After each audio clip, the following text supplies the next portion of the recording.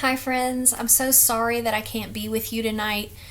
I was supposed to be there and I feel fine, but my husband has started experiencing some weird body aches and a little bit of tightness in his chest. And so he has had a COVID test and we are awaiting the results. And we just wanted to be really, really careful as we await those results to make sure that he is well. The last thing I wanted to do was to bring anything to you guys. So I hope someday super soon I can come in person and share a little more of our story and a little more about God's goodness and meet all of you. I'm really sorry I can't be there tonight. And so this video is about as good as I can do for now. So I am sorry, and I will try to get there in person soon. I want to share a little bit of our testimony with you guys tonight and a little bit of what God has taught me through our journey. My story is not about me, which I know you know what I mean, that the things that we go through and the things that God allows to happen in our lives, He uses for good, and He draws us close in the process. And I would not go back to who I was before the hard things in my life happened. And I grew up kind of in a faith tradition that was pretty rule-based, pretty, for lack of a better word, legalistic, and I really didn't have a relationship with Jesus, I don't think, until I was much older. It was about performance, you know. I want to do better, I want to be better, I want to stop sinning, and if I do sin, I'm in trouble. And it just wasn't real for me until much later. When I turned 16, I drove myself to a little church in the country in Yadkinville, and there I think is the first time I really learned maybe a little bit what grace was, that it wasn't about me at all, but about who God was, and that I was never going to perform enough. I was never going to be good enough. I don't know. I don't think that's not a concept you can get quickly or one time, but He started to show me there, like, look, you're not ever going to live up to this. It's me, and you need to just believe me. And so I went to college, I went through the motions, I was part of a church, I was part of a campus group, but still, sorry, I keep shaking this, I need to stop talking with my hands so much, but I, again, kind of, committing the same old sins and praying that I would stop, but not really making a heart change to actually do anything about it. And fast forward, I got married to my husband Matt. We got married in May of 2004, and fast forward a little bit more, we got pregnant in 2007, late 2007, and so it was a normal pregnancy. Everything was good as far as we knew. So at 37 weeks, we were watching TV, and I just realized, I haven't felt him move in a while. And in my ignorance, I just thought, well, maybe he's shifted position or moved down or something like that. And so I didn't think much about it. The next day was a Monday. I was teaching at the time. I was a Spanish teacher at a high school in Greensboro, and I don't remember that morning thinking about it much. I never felt him move when I was teaching because I was so active. Like, I'm physically restraining myself right now from moving my arms because it makes my computer shake. But I'm very animated, and so I would never feel him move because I was moving too much. And so it didn't hit me until my planning period, when I actually got to sit down, that sorry if y'all can hear my dog barking. It didn't hit me until my planning period, when I sat down, that, like, oh my gosh, I still have not felt him move. And so I called the doctor's office. I told them what was going on. They told me to come in. I called my husband. I said, I'm just gonna go and I'll call you after. He said, I'm coming. I'm meeting you there. He insisted, even though I was still like, I'm sure it's fine. And so We got to the doctor's office. They did the stress test thing, and then they sent me back for an ultrasound, and they couldn't find a heartbeat. And I remember the doctor coming in, and he said some pleasantry, like hello. And I was like, oh, the nerve of him telling me hello. But I said, just tell me. And he came in, and he said, I'm sorry. I said, you can't find it. And he said, we can't find it. And I think my words at that point were, why now? Like, why? I mean, I'm 37 weeks. Like, why now? So, I checked into the hospital later that evening, and I gave birth to our son, who was already gone. And even in that, like, I felt God's presence. Later, some girls from my Sunday school class at Pinedale at the time had said, we were up all night praying for you. And I said, I know you were. I know you were, because I felt you praying for me.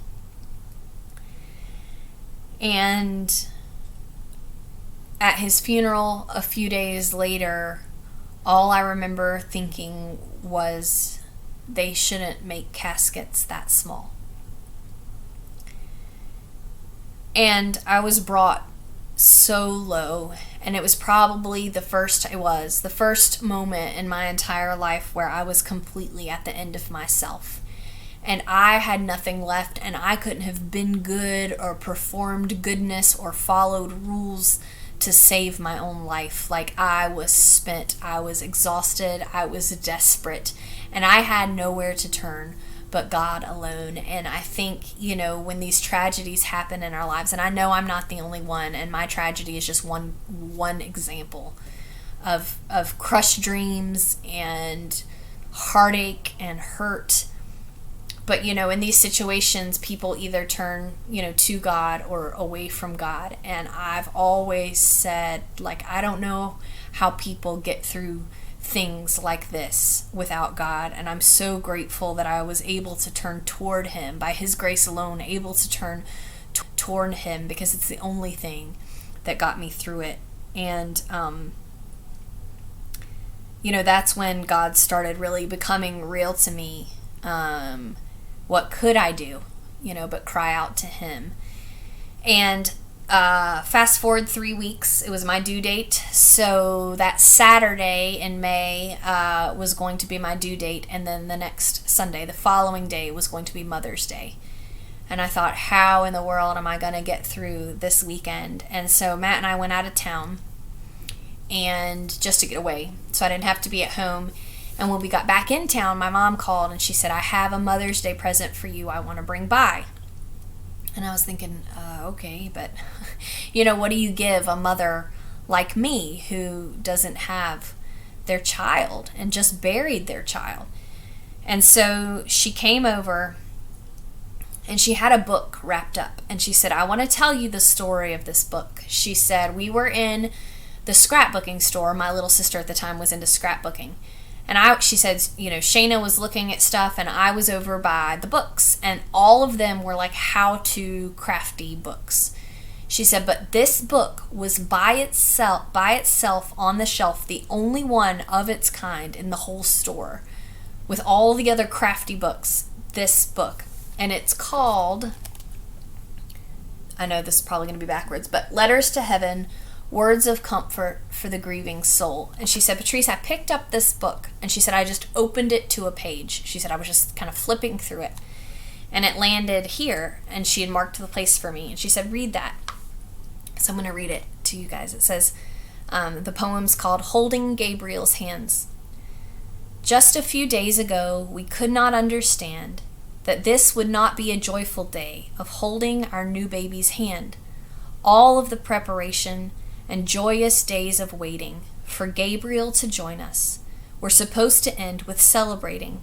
Our special little angel was to be our pride and joy, our precious gift from heaven, our darling little boy. But that was not to be, and too quickly he was gone, lifted up to heaven to hear the angels' songs. We know where our darling is, and we will get through this sorrow somehow. For as for Gabriel's tiny hands, Jesus holds them now. I want to show you the title, Holding Gabriel's Hands. Guess what our baby's name was? We named him Gabriel Matthew. And I think that, that was the first moment. I've had several since then. But that was the first moment in my life I knew that God had spoken directly to me. I had been praying and praying that I would know somehow that Gabe was okay, that he was healed, that he was whole, that he was in heaven, that he was okay, that I would see him again someday. And God gave me this. And I knew, I still know, that was for me. That's just one example. I have many, many more of how God has stooped down in my, what I would consider the unholiest of moments, where I wasn't exactly in a good place. But he knew, he knows our desperation. He knows what we need. We don't have to be getting it all right for him to be who he says he is and to do what he says he'll do. And that was my first experience with the ridiculous lavishness of God's love for me, that he would do that. Fast forward, and we got pregnant again, and they had done some genetic testing, and they had said, oh, it's just one of those things, it shouldn't happen again. And so we went forward. I was completely anxious, of course, and I just kept praying on my knees every night, Lord, let him live so that he may praise you.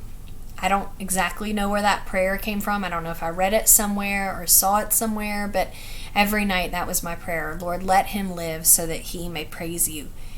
I wanted good health. I did, but that's not, at this point, I just wanted a baby who was alive, And he was born in February of 2009, Jonah. And when he was born, he was alive, but everything was not okay. He was missing the skin from his elbows down and his knees down. He was completely raw. He looked like he had been put in a fire and pulled out. He was covered in lesions and blisters everywhere else, and they didn't know what was wrong.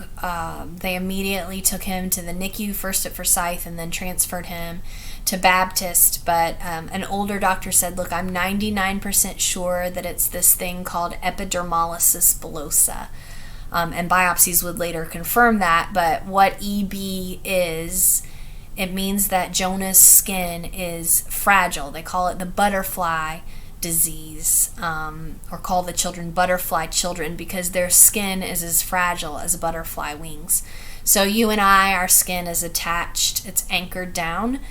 Jonah's missing, he doesn't produce enough collagen 17, which is one of the anchoring fibrils that keeps our skin attached. So with any friction of any kind, his skin blisters or sloughs off. And I'm talking any friction, so that can be a seam on a sock, the waistband of his pants, rubbing his eyes at night, the tag from a shirt. So any of that can cause blistering. Obviously, if he falls, it's terrible. His skin can just come right off. He wears bandages from the neck down. We do full body bath and dressing change, bandage change every 48 hours. And obviously there's a lot of wound care within that, between those periods. And he has a G-tube because blistering and those sorts of things can happen in his mouth, his tongue, his esophagus. So it's hard for him to eat sometimes. But when we were in the hospital at the beginning, his prognosis did not look good. They said, look, the kind he has, there's an 85% chance he won't make it to his first birthday. And every decision we had to make, it was like choosing between something bad and something really bad. There was never a good option because all of the normal options for like an IV or a pulse ox monitor, like his skin couldn't handle that. and he couldn't eat because of the blistering in his mouth. So things were just really not great. And Matt got sick at one point, and so he couldn't even be at the hospital with me. He was so worried about getting me sick, so he was staying with his grandfather. So he wasn't even staying at our house, and I was having to make all these decisions, and he couldn't be there with me. And there was one night in particular, Jonah wouldn't eat, and they were going to have to put in an IV, like right here in his chest, and I don't remember what that's called. If any of you are in the medical field, you know what I'm talking about. But it was some kind of special IV that they were going to have to put in, and they were pretty sure his skin wasn't going to tolerate it, but he wouldn't eat, and so we didn't have another option. And I said, please let me just try to feed him one more time. And so they did. It was like 11 o'clock at night, and I fed him, and he would not eat. And so I was driving home that night. Thankfully Brenner is close by, so at least I did get to stay at home. And I'm driving home, and I told them to call me. I said, I don't care what time it is, in the middle of the night, when you do this, you call me. You tell me how it went. You tell me what's going on. And so I'm driving down the highway, down Business 421 towards Kernersville, which is where we lived at the time, and I was about to get off the Linville Road exit, and I'm just coming down the highway, and really the whole time I was coming home from the hospital to that exit, I'd just been screaming at God. I was so angry that, Gabe had died, and now Jonah was born with this rare disease, and he wouldn't eat, and we were going to have to try this IV thing that wasn't even going to work, and what if he doesn't eat? What are we going to do? And Matt couldn't, be there with me, and so I felt like I was making these decisions alone, even though, we had family support, but, it's different. And so, I probably even said some cuss words, I don't remember, but, I was letting God have it. And it was, by all what we would think terms, it was an unholy moment. I was not in a good place. I was not being kind. I was not honoring God with my words. I was not telling him how wonderful he was. I was ticked. And I basically, I don't know that I gave him an ultimatum, but I might as well have. I was pretty much like, either you do something right now and let me know that you're here, or like that's it for me, And immediately, like just as I'm about to get off the exit, I feel this blanket of peace come over me. And I am not a peaceful person. Like, I'm very high strung, and so that just doesn't happen to me. I don't get feelings of peace. It's never happened before. It's never happened since. But this, for the first time, when it talks in Philippians about the peace that passes all understanding, that's what I felt. It was just this blanket. I can physically feel it coming on me. And I drove right home. I went in my house. I climbed in my bed. I said thank you, and I went straight to sleep. I did not toss and turn. I did not think about what was about to happen. I went to sleep. They called me around 2 a.m. They said, Patrice, we couldn't do it. They said it was tearing his skin apart. Like, he has a big blister now. We couldn't get it to stay. His skin wouldn't hold it, but he still won't eat, And I was like, okay, well, all right, I'll see y'all tomorrow. And I went right back to sleep because I knew that God was in control, and I knew that God had it, and I knew that the next day he would start eating, and he did. And I knew he would because God had shown me, like, I've got this, and I had felt that peace. And, again, God stooped down in this unholy moment to be with me. Because that's who God is, and that's what grace is that he's not waiting for us to say all the right words or do all the right things. He says, believe in me, and I've got you. And that doesn't always look the way we want it to. It's not unicorns and rainbows. I have a dead child waiting on me in heaven, and I have a child who has a very severe medical condition for which there is no cure. And I also we have adopted a child who's 7. So Jonah is 11, Gideon is 7, will be 8 in August, and we have Gabe who's waiting for us in heaven. But I just wonder who's there tonight. And this is different because I'm on a video. I wish I could look you in the eyes, but I wonder who's there tonight who feels like you're there because you deserve it, right? That you're so good and you get all the words right and you do all the right things, and that's why God's good to you, right? That's why he's given you Celebrate Recovery, and he's given you the person to your left and the person to your right to walk on this journey with you. He's given you Ray, he's given you your worship leaders, he's given you your breakout groups, and even threw some food in there, like we don't deserve any of that. But his love and grace to us is ridiculously lavish. I don't deserve it. I know if I were there with you, I'd be like, oh, not me. I don't deserve this goodness. I know what I am. I know who I am. I know my weakness. The beautiful thing is that Scripture tells us in our weakness, his power is perfected. I just laugh and say we're all dumb sheep. Sheep are dumb, and there is a reason that we're compared to them in the Bible. But the beautiful thing in John 10, it says that we have a shepherd who loves us, and we listen to his voice because he can be trusted. But once you know that you're a dumb sheep, it frees you up. There's such freedom in that because it frees you up to trust your shepherd. And that's such a cool study. If you've not really studied before what it means for Christ to be your shepherd, just with a simple Google search, you can dig deep there about him being the gatekeeper and those sorts of things. It's just a really cool study. But I wanted to read to you guys about Shrek the sheep. I don't know if you've heard of him or not, but he was a sheep named Shrek, a real sheep. And I want to read to you about him, okay? It says, "This is Shrek the sheep. He became famous several years ago when he was found after hiding out in caves for 6 years. Of course, during this time, his fleece grew without anyone there to shave it. Shorn is the word, shave it. When he was finally found and shaved, his fleece weighed an amazing 60 pounds. Most sheep have a fleece weighing just under 10 pounds, with the exception usually reaching 15 pounds maximum. For 6 years, Shrek carried 6 times the regular weight of his fleece, simply because he was away from his shepherd. This reminds me of John 10, when Jesus compares himself to a shepherd and his followers are his sheep. Maybe it's a stretch, but I think Shrek is much like a person who knows Jesus Christ, but has wandered.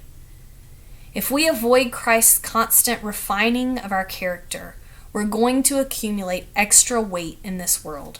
A weight we don't have to bear. When Shrek was found, a professional sheep shearer took care of Shrek's fleece in 28 minutes. Shrek's 60-pound fleece was finally removed, and all it took was coming home to his shepherd. I believe Christ can lift the burdens we carry if only we stop hiding. He can shave off our fleece. That is, our self-imposed burdens brought about by wandering from our good shepherd. So that's really all I have for you tonight. I just wanted to share our story and God's goodness in my own life through that pain and through that suffering, that he has refined me. He has refined our family. He has proven to me over and over again that he is real and he is true and he is good and he is merciful. So just a few thoughts to leave you with. 1, you are not good enough. I am not good enough, and you will never be good enough. 2, you need help, and so do I. People say, oh, what should you do to go to heaven? And a lot of people might say, oh, you need to be a good person. But really, that's not biblical at all. The Bible says we all sin, we all fall short. There's nothing we could ever do to be good enough. And what Jesus says is, what do you need to go do to be saved? What do you need to do to go to heaven? You just need to say, Jesus, help. Help me. I can't do it on my own. And number 3, we have a good shepherd who wants to take all that weight off. He can carry it and he will carry it. I just wanted to leave you with Matthew 11:28-30. Come to me, all you who are weary and burdened, and I will give you rest. Take my yoke upon you and learn from me, for I am gentle and humble in heart, and you will find rest for your souls. For my yoke is easy and my burden is light. Thank you guys.